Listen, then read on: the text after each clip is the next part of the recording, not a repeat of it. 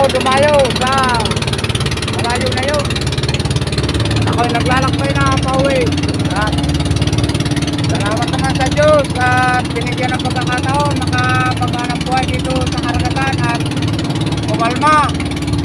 Kalma ngayon dito sa aming area mga bro, at sana sa ibang lugar ganun din. Para yung kapwa ko mga isda, makapag-hanap buhay din sila ng kanilang pang-hanap buhay dyan sa kanilang lugar. Lahat nga pala po sa lahat ng kapwa ko mga isda. Yan ang aking naging uli mga bro, pakita ko na. Yan mga bro, mamaw. Nakakabit pa ang kaban sa bunganga. Nagpalit na ako ng kaban at baloktot na. Baloktot na, yan, mamaw.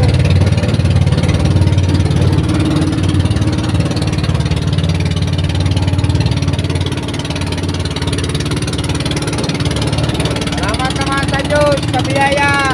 May pambili na ang pandurudugtong.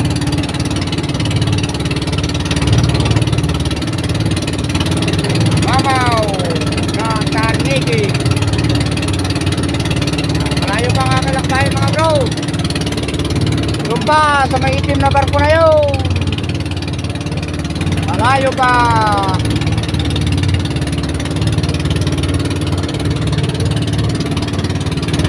Abang na lang sa akin pagdoong mga bro.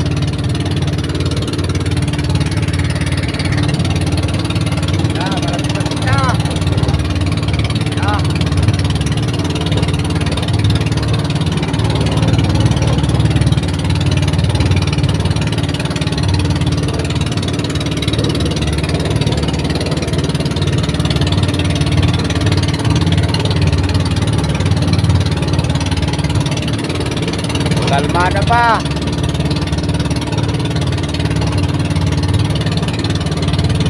Ang oras siguro natin ngayon baka mga nasa alas 11 na mga bro.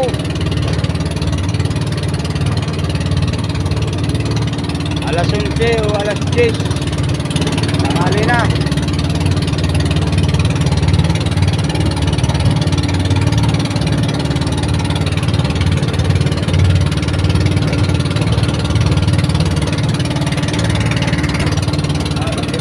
Bro, umikot lang ako at para marinig ang andar ng makina nung aking tagasalubong.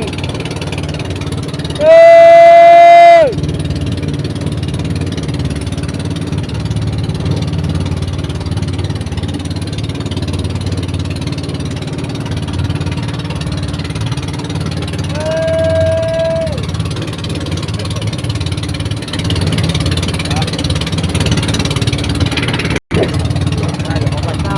Salubong, yun, nasa tapat ng truck. Yan.